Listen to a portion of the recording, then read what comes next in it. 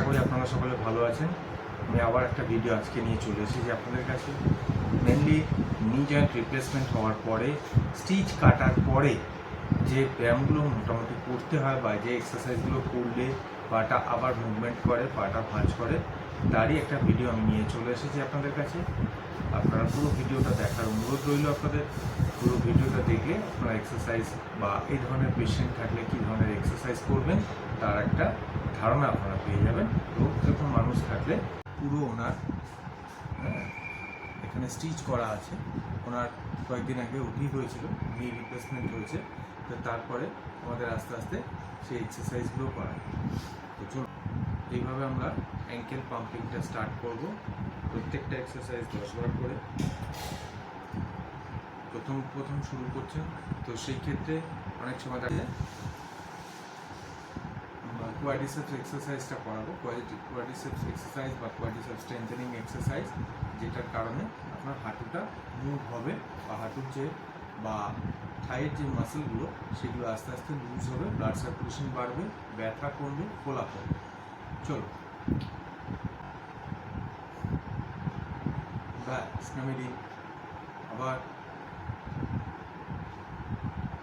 ব্যাস নামিয়ে দিন, আবার পাটা প্রবলেম আছে সেই পাটা আস্তে করে স্ট্রেট রাইজ, আস্তে করে সোজা করে তুলবো, কিছুক্ষণ হোল্ড করবো, 5 সেকেন্ড হোক 10 সেকেন্ড হোক হোল্ড করে আবার আস্তে আস্তে নামিয়ে দেবো। চলো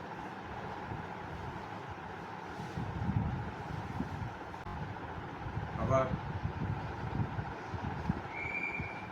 ব্যাস নামিয়ে দিন, আবার ব্যাস নামিয়ে দিন, আবার ব্যাস নামিয়ে দিন, আবার কয়েকবার অল্প অল্প করে পেশেন্টকে বলবো ওই জায়গাটাকে ভাঁজ করে জায়গাটা লুজ করতে হবে, যাতে পরের এক্সারসাইজগুলো করতে আমাদের সুবিধা হয়।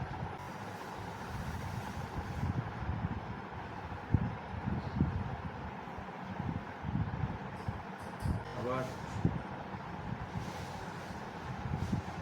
দেখতেই পাচ্ছেন ব্যায়াম করতে করতে আস্তে আস্তে এক্সারসাইজ করতে করতে অনেকটাই ফোলা কমেছে, ব্যথা কমেছে, বাট মুভমেন্ট আর একটু বাড়বে, যেটার জন্যই আমাদের চেষ্টা, যেটার জন্যই আমাদের ভিডিওটা আরেকটু দেওয়া।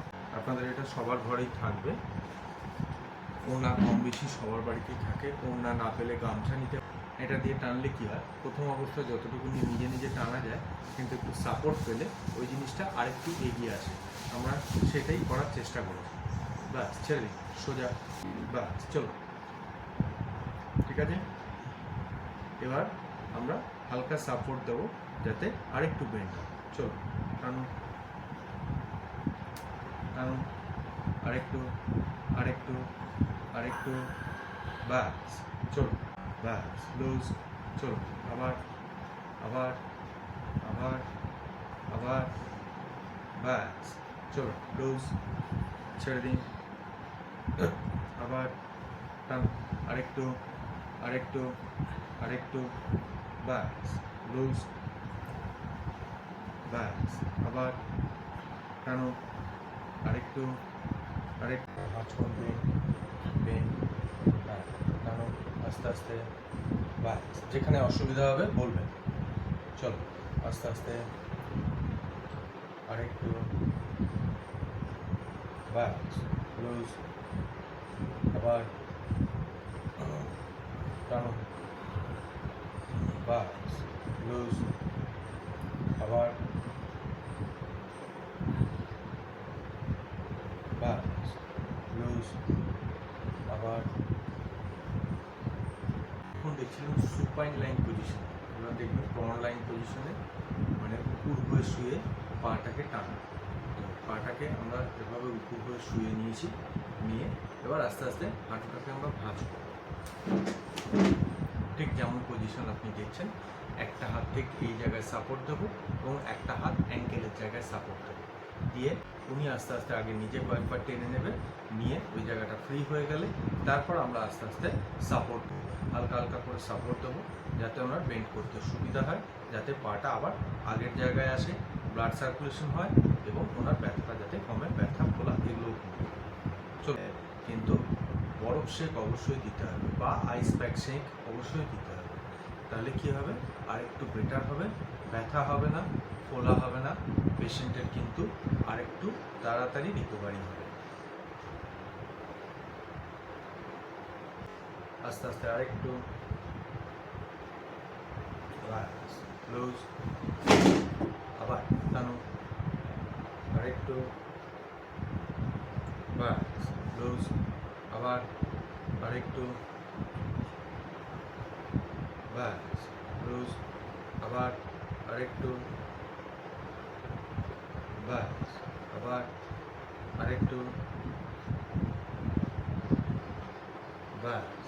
আবার আরেকটু।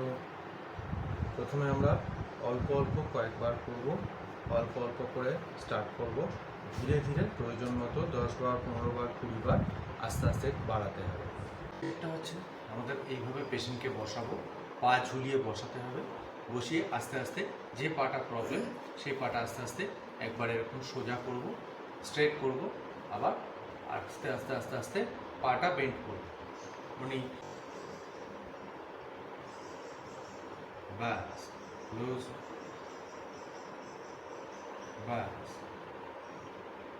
লুজ, ঠিক যেভাবে দেখছেন এইভাবে কিন্তু আমাদের প্রত্যেকটা এক্সারসাইজ কিন্তু ধরে ধরে করাতে হবে। আস্তে আস্তে একবার পিছনের দিকে টানবো এবং আরেকবার ঠেলে সোজা করবো। ঠিক আছে, চলুন ভিডিওটা দেখুন, তাহলে আপনারা ভালো করে বুঝতে পারবেন। এভাবে একটা পায়ের ওপর একটা পা তুলে নিয়েছি, এবার যে পাটা ভালো সেই পা দিয়ে পিছন দিকে ঠেলবো, মানে সেলফ অ্যাসিস্ট করবো। চলো টানো, আরেকটু আরেকটু আরেকটু আরেকটু, সোজা সোজা, আবার টানো, আরেকটু আরেকটু। এভাবে সেলফ অ্যাসিস্ট করলে কি হয়, পেশেন্টের মুভমেন্টগুলো বাড়ে, পেশেন্ট আবার আগের জায়গায় ফিরে যায়। ভিডিওটি যদি ভালো লাগে অবশ্যই লাইক করবেন, শেয়ার করবেন অ্যান্ড সাবস্ক্রাইব করে রাখবেন অন্যান্য ভিডিওগুলো পাওয়ার জন্য। ধন্যবাদ।